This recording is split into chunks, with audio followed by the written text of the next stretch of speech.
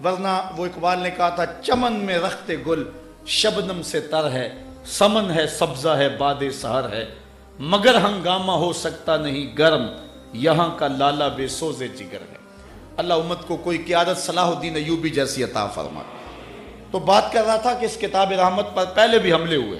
سب سے پہلا حملہ معتزلہ نے کیا، انہوں نے کہا یہ قرآن مخلوق ہے، تو حضرت امام احمد بن حنبل نے کہا کہ یہ خالق کا کلام ہے اور یہ غیر مخلوق ہے۔ اس جرم کی پاداش میں چونکہ وقت کے حکمران بھی معتزلہ کے ہم نوا ہو گئے، امام احمد بن حنبل کو اس جرم کی پاداش میں پکڑا گیا۔ جب امام کو جیل میں لے جایا گیا تو کالا کالا رسول اللہ کے ماحول میں پلنے والا امام، انہوں نے کبھی کوڑے تو کھائے نہیں تھے، لیکن جب جیل میں جا کے امام کو کوڑے مارے جاتے نا تو امام آگے سے کہتے اللہم اغفر لابن الحیثم، اے اللہ ابن حیثم کی مغفرت کر دے۔ جلاد نے روک کے پوچھا کہ حضرت یہ ابن حیثم تو عرب کا مشہور ڈاکو ہے، تو آپ اس ڈاکو کے لیے دعائیں مانگ رہے ہیں؟ جب بھی کوڑا لگتا آپ کہتے اللہم اغفر لابن الحیثم، اے اللہ ابن حیثم کی مغفرت کر دے۔ تو لوگوں نے کہا کہ ابن حیثم تو ڈاکو ہے اور آپ اس ڈاکو کے لیے بخشش کی دعائیں مانگ رہے ہیں۔ تو حضرت امام احمد بن حنبل کا جملہ سنیے۔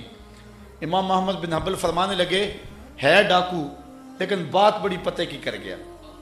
کہا کیا ہوا؟ کہا جب میں جیل میں آ رہا تھا تو یہ سزا بھگت کے جیل سے واپس جا رہا تھا، تو دروازے پر ملاقات ہو گئی، تو مجھے دیکھ کے حیران ہو گیا، کہنے لگا حضرت آپ جیل میں آ رہے ہیں؟ میں نے کہا کہ مسئلہ خلق قرآن میں جیل میں آ رہا ہوں کہ حکمرانوں کا مزاج معتزلہ کے مطابق ہے کہ قرآن مخلوق ہے، اور میں کہتا ہوں مخلوق نہیں ہے بلکہ غیر مخلوق ہے، اس جرم میں مجھے پکڑا اور مجھے جیل میں ڈال رہے ہیں۔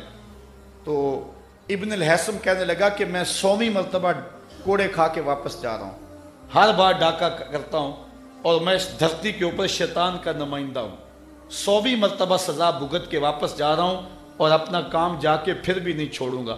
مجھے کہنے لگا اے احمد بن حنبل میں تو شیطان کا نمائندہ ہوں اور میں شیطان کی کانڈ نہیں لگنے دی، اور تم تو رحمان کے نمائندے ہو، کہیں ایسا نہ ہونا کہ کوڑوں کی ضرب سے بھاگ جاؤ اور اپنے موقف سے دستبردار ہو جاؤ۔ کہتے ہیں کوڑوں کی ضرب تو بڑی ہے لیکن جب کوڑا میرے بدن پہ لگتا ہے تو مجھے اس کا جملہ یاد آ جاتا ہے اور میرے میں حوصلہ پیدا ہو جاتا ہے کہ وہ شیطان کا نمائندہ ہو کے شیطان کی پشت نہیں لگنے دی اس نے، میں تو رحمان کا رہندہ ہوں، تو اسلام کا جھنڈا کیسے نیچا ہونے دوں گا۔ تو پہلا حق اس کتاب رحمت قرآن مجید کا ہے کہ اس کو مانا جائے کہ یہ اللہ کی کتاب ہے۔ تلاوت یہ دوسرا حق ہے۔ سیارہ ڈائجسٹ چھپا تھا، اس کا قرآن نمبر، اس میں ایک واقعہ لکھا تھا، ہندوستان کے کسی مسلمان قبرستان میں تقسیم ہند سے قبل قبرستان میں قبر کھودتے کھودتے 7 والی قبر کی اینٹ گر گئی۔ جب اینٹ گری تو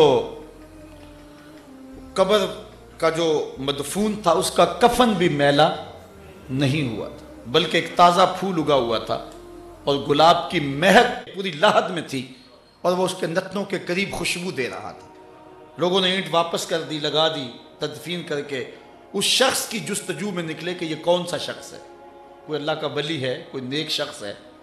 چلتے چلتے ایک بوڑھی عورت کے گھر تک ان کی رسائی ہوئی جو اس کی بیوہ تھی اور ابھی موجود تھی۔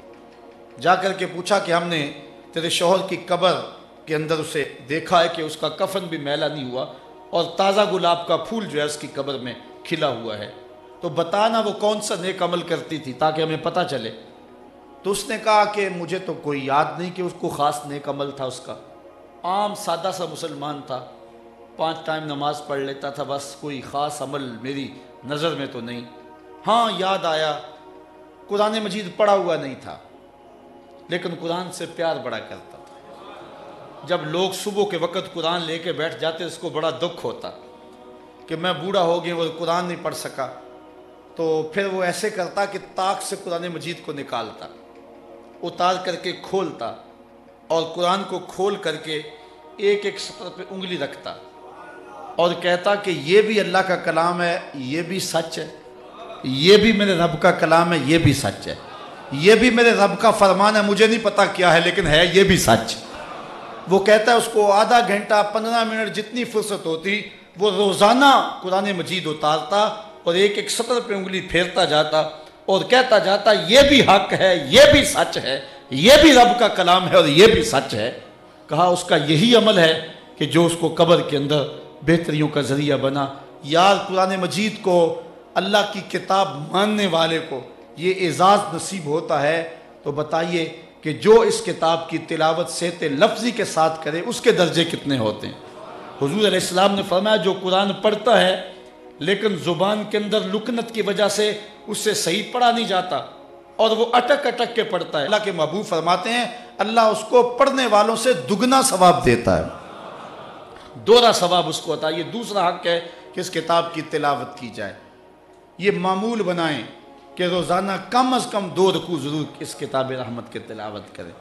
کیا اس بات کا عہد کرتے ہیں کہ 2 رکوع ضرور تلاوت کریں؟ آج گھروں میں برکت اس لیے نہیں رہی، ہمارے گھروں میں جو ہے وہ قرآن نہیں رہا۔ کبھی کسی کا فون آ جائے نا رات، یا کسی کو کام اچانک پڑ جائے تو بعض ساتھی ایسے ہوتے ہیں کہ ان کو فون پہ بات ہوتی ہے تو وہ کہتے ہیں کہ میں جاگ ہی رہا تھا، بلکہ نیند نہیں آ رہی تھی، میں نے فلاں چینل کھولا ہوا تھا اور میں جو ہے وہ دیکھ رہا تھا، نیند نہیں نہ آ رہی تو دل بہلانے کے لیے چینل کھول لیا۔ تو میں کہا کرتا ہوں جب نیند نہیں آ رہی تم چینل کھولتے ہو، کاش کے قرآن کھول لیتے۔ چینل تمہیں سکون نہیں دیتا، تم قرآن کھولتے، قرآن کی آیتیں تمہیں نور دیتی۔ حضور نے فرمایا راتوں کو اٹھ اٹھ کے قرآن پڑھا کرو اور قرآن پڑھتے ہوئے رویا کرو۔ فَإِلَّمْ تَبْكُوا فَتَبَاكُوا، اگر رونا نہ آئے تو رونے کی کوشش کیا کرو۔ حضرت داتا صاحب سے کسی نے پوچھا اگر کوئی رونے کی کوشش کرے پھر بھی رونا نہ آئے تو آپ فرمانے لگے پھر مقدر پہ رویا کرے۔ اتنا سنگ دل ہو گیا ہے کہ رونے کی کوشش کرتا ہے تو پھر بھی اس کو رونا نہیں آتا۔ فرمایا اگر اللہ سے باتیں کرنے کو جی چاہے تو قرآن کھول کے بیٹھ جایا کرو، یہ اپنے رب سے ہم کلام ہونا ہے۔ بلکہ حضور فرمایا قرآن اللہ کی وہ لٹکتی ہوئی رسی ہے جس کا ایک سرا تمہارے ہاتھ میں ہے، دوسرا سرا تمہارے رب کے ہاتھ میں ہے۔ اس کتاب رحمت کا تیسرا حق جو ہے اس کو سمجھنا، یہ کیا کہہ رہا ہے، یہ پیغام کیا دے رہا ہے، یہ ہمیں بتا کیا رہا ہے۔ حضور کی معرفت ہمارے نام خط ہے، گو ہم عربی نہیں جانتے ہیں لیکن جب اگر خط کسی کا آ جائے انگلش میں، ہم انگلش نہ جانتے ہوں تو وہ چٹھی لے کر کسی پڑھے لکھے شخص کے پاس چلے جاتے ہیں کہ ہمیں پڑھ کے تو سناؤ، خوشخبری ہے یا کسی غم کی بات ہے۔ قرآن مجید عربی ہم نہیں جانتے تو ایسے لوگوں کے پاس جائیں جو عربی کے مزاج سے واقف ہیں، ان کو کہو یہ ہمارے رب کا پیغام ہے جو ہمارے رسول اللہ کی معرفت ہمارے تک پہنچا ہے، ہمیں بتایا جائے یہ کتاب ہمیں کیا کہتی ہے، اس کو مفاہیم و مطالب کے ساتھ پڑھا جائے۔ یہ اس کتاب کا تیسرا حق ہے۔ چوتھا حق اس کتاب کا یہ ہے کہ اس کتاب پر عمل کیا جائے، جن چیزوں سے کتاب منع کرتی ہے ان سے رک جایا جائے اور جن چیزوں کا حکم دیتی ہے ان کو بجا لایا جائے۔ یہ بھی اپنے دامن میں مضمون بڑی اہمیت رکھتا ہے، مجھے وقت کا احساس ہے۔ اور 5واں حق اس کتاب کا یہ ہے کہ اس کتاب کا ابلاغ کیا جائے، دنیا کے کونے کونے تک اس کتاب رحمت کو پہنچایا جائے۔ اتنی بڑی صداقت اور اتنی بڑی حقیقت یہ ہمارے پاس موجود ہے لیکن ہم نے اس کو پوری دنیا تک ابھی تک پہنچا نہیں سکے ہیں۔ اس وقت ضرورت ہے ثمر کی کہ اس کتاب کے علم کو، جھنڈے کو لے کر کے اٹھیں اور دنیا کے ایک ایک گوشے تک اس کتاب رحمت کو پہنچائیں، اس کے مفاہیم کو، اس کی صداقتوں کو، اس کی سچائیوں کو، اس کے اجالوں کو دنیا کے ایک ایک کونے تک اور ایک ایک گوشے تک اس کتاب رحمت کو پہنچائیں۔ اور چھٹا حق اس کتاب کا یہ ہے کہ اگر اس کتاب کی کوئی توہین کرتا ہے تو ہم اپنی جان پہ کھیل جائیں، اس کتاب کی توہین نہ ہونے دیں۔ یہ ہماری ذمہ داری ہے اور اس کو ہم نے نبھانا ہے۔ جہاں تک ہماری پہنچ نہیں ہے وہاں تک ہم سے نہیں